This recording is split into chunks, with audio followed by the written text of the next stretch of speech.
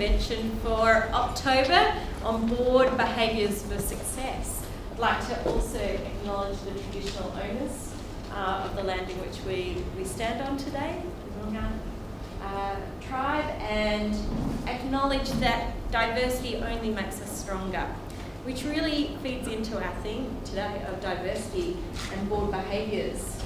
Who's been to an Unconvention before? Stand up. Hands up. Hands up. Yeah. Let's see who we've got in the room, and I will get you to stand up this time. Who currently sits on a board?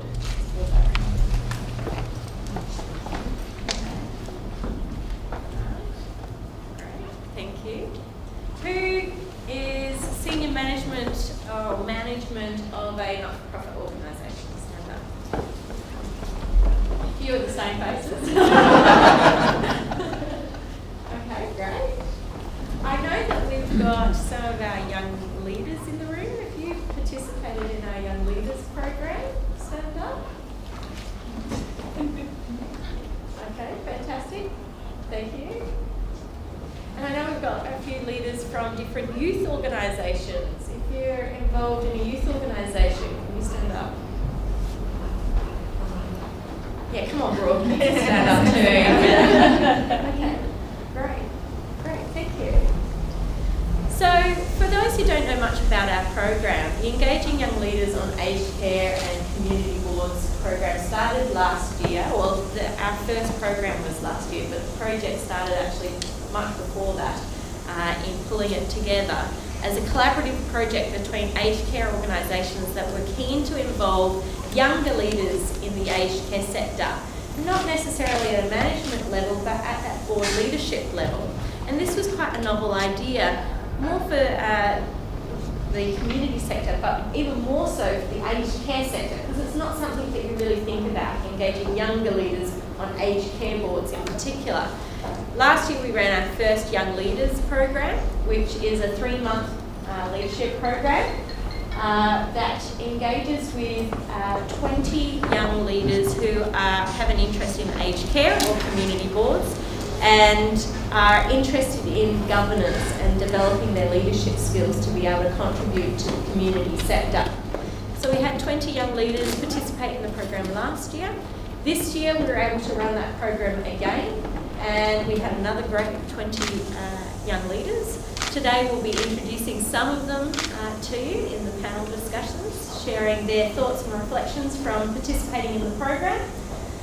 And alongside that Young Leaders program, we host these Unconventions. And Unconventions are called Unconventions because we like to really have a little espresso shot of unconventional thinking into the aged care and community sector, and particularly focusing in on board leadership.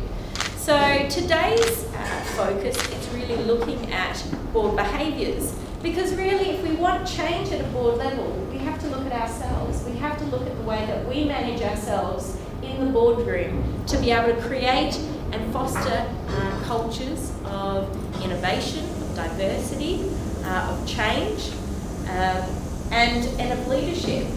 So today we're going to be talking to a few different people about their perspectives on diversity and modern day behaviours that lead to success in the boardroom.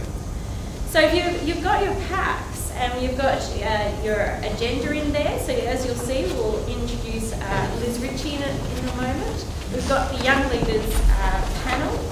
And then in the after morning tea, you're absolutely in for a treat. We've got some of our CEOs, our community partners, going to be actually role-playing a board meeting and role-playing some of the behaviours that we do see in the boardroom, but maybe don't have the courage to sort of name it.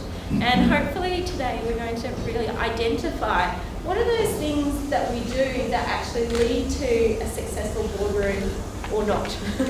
And how can we develop skills and strategies to be able to develop a culture that's going to be successful to the organisations that we're serving? But before that we do that, I just want to introduce to you Dr. Nikki Howe. This project is led by Southcare, and I know that we've got a couple of the board members and chair of the Southcare board with us today as well. Without Southcare's leadership in bringing together the 22 community partners for this project, the project wouldn't have been able to continue. So I want to thank all the community partners for being involved in the project. Nick has just recently been recognised as a finalist in the Telstra Business Women's Awards with the Business Innovation category. We're also lucky to have Justine Collier, who won the Government and Community Award at the Telstra Business Women's Awards. So as we introduce and welcome Nikki up on the stage, let's please recognise these women.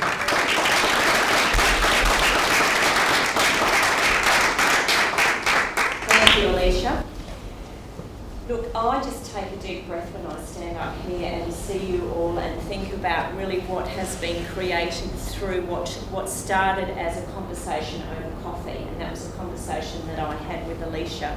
And Arlene's nodding her head because Arlene connected myself with Alicia. So, the seed of a deep, rich conversation can really change so many things. And what I want to do is I want to stand here and say I want to really, really thank all our community partners for allowing me to engage you in a conversation about how do we continue to run this project when we've got no money. And I want to really say thank you to the community partners, and I would like to invite you to stand up and just say who you are and where you're from. So I might start with you, Justine.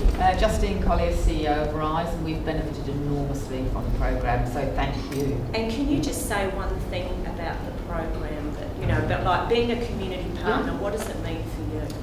Well, we introduced our first dedicated youth position on the board based on the some information we got from you.